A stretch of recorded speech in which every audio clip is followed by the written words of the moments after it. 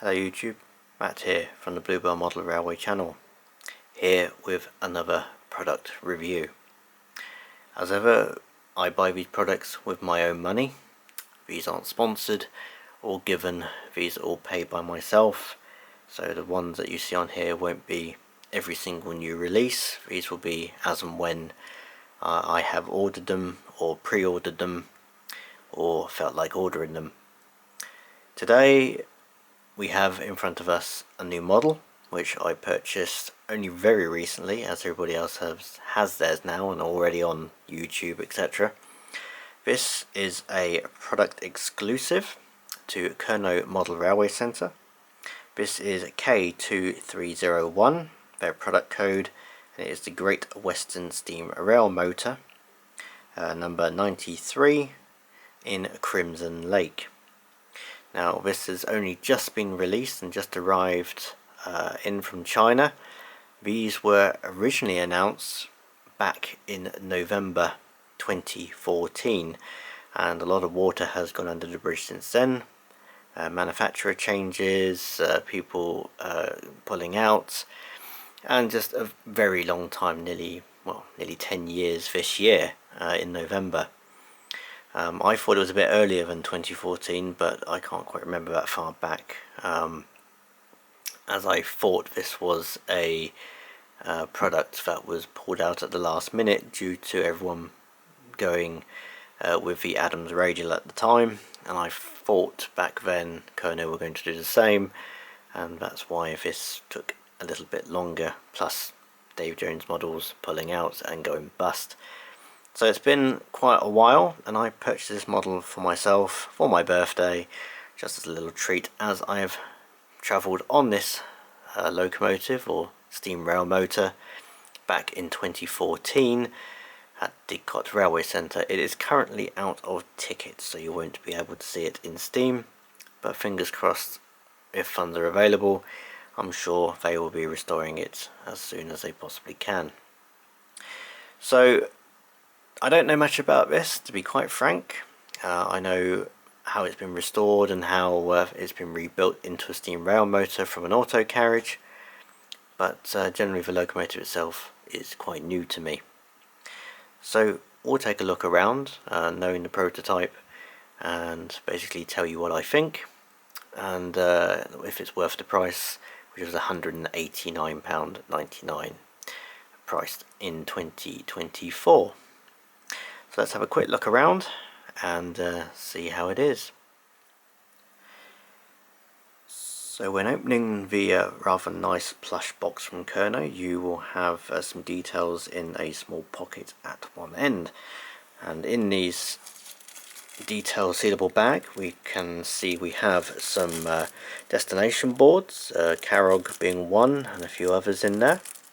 We also have some vacuum steam pipes. We have some valve gear scrolls, they're called, the black pieces which I'm holding on to now, and they can be fitted as spare. I think there's some also wider ones actually fitted on this model to allow it to go around a certain radius of corners. You also have some screw-link couplings to fit into each end, which is a nice little detail. Other than that, plenty in there, and we've got a few extra little bits in there just to go under the running plate, locates just under the sole bar, apparently the small rods which are in the bag. So that's what you get in your detailing accessory bag.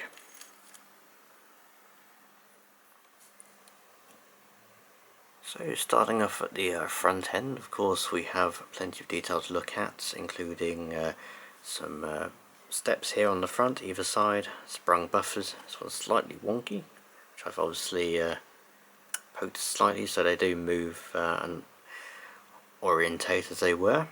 I've got some separately fitted window wiper there, vacuum pipe, and of course the hole for the screw-link coupling in the front, flush glazing, nice printing of the lining around the panels, and also a lamp, driving lamp or tail lamp.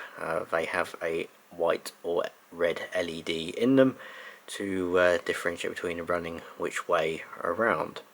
It is quite bright actually on this model, but this is DC, so you can turn it up and down depending on your speed.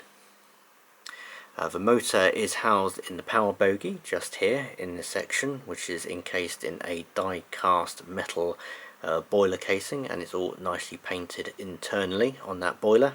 We have a nice turned brass whistle on the top, and we also have a painted copper top on this, which is a little disappointing. I was hoping for a turned top, but never mind.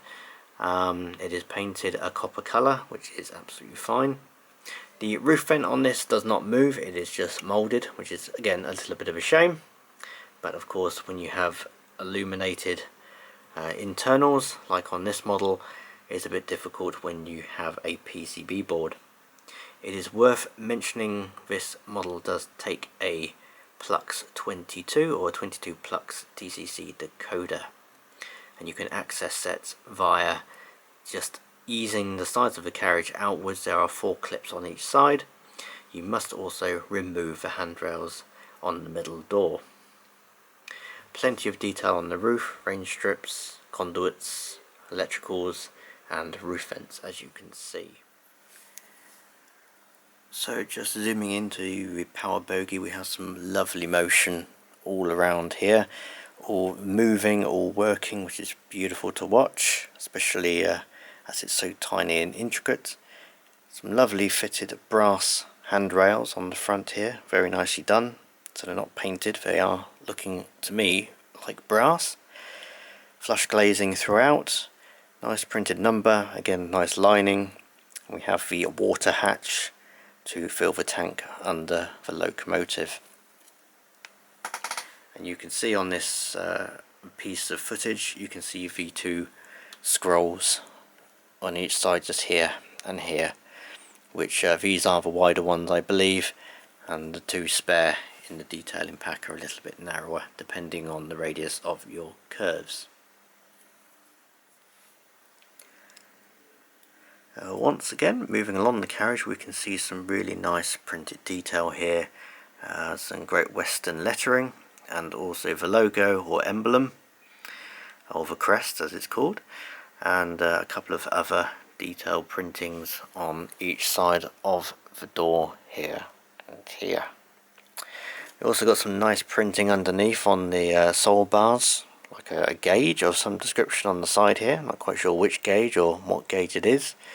Also some lovely detail around the steps, the brass handrails going up from the steps. These do need to be eased out if you're taking the body shell off, so please be careful. And you can see nice flush glazing, as well as some nice obviously no smoking printing on the windows. One thing I did notice on this when I was running it in the evening in the dark, unfortunately there is some light bleed from the LEDs inside, so maybe they're a little bit too bright. However, because red is quite a translucent colour, and also the internals being painted cream, it does allow the light to go through quite easily, especially around the luggage department, or compartment I should say, which is a little bit disappointing, but it is not as bad as some of the Hornby carriages and offerings, so it's bearable, but it is noticeable.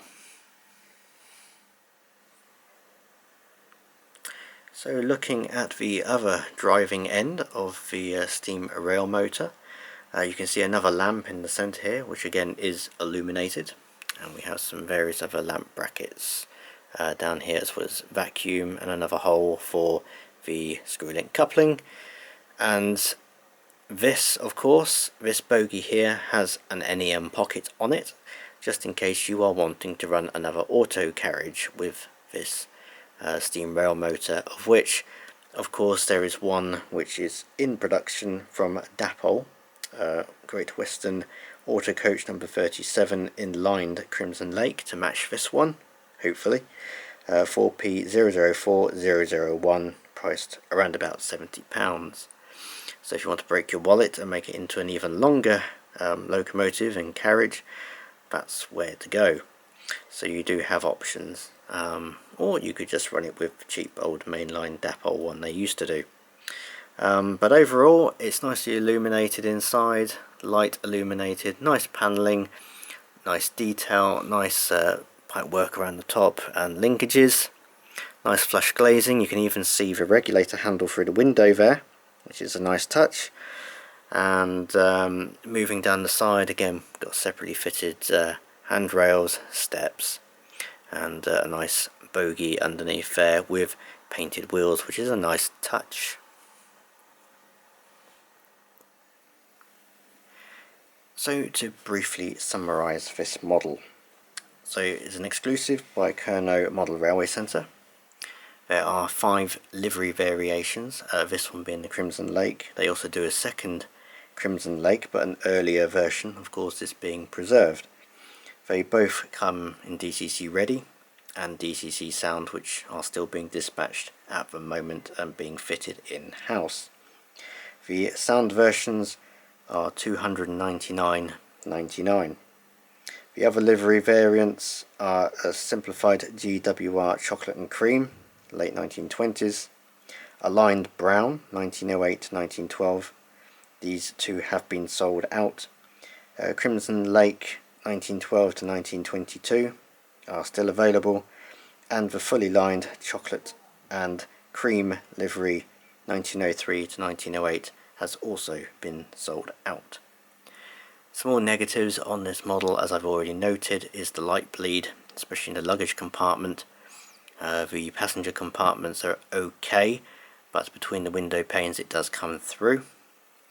The top of the chimney could have been turned metal just to improve it slightly, but plenty of detail, a really smooth running, as I've already tried it and tested it before reviewing it and making sure everything was working. Lights are a little bit bright in the tail lamps and internally, but not too bad. Other than that, it seems like a very nice, well-rounded model, and you certainly wouldn't go wrong with it. And I'm sure there are plenty of other YouTube videos, so please check those as well from other people before making a decision and ordering one. However, I would say if you want one, get one before it's too late. Of course, there is an additional auto carriage, hopefully the same length as this one. As you can see, it's extremely long, and it's very difficult to get in this light box because it's so long.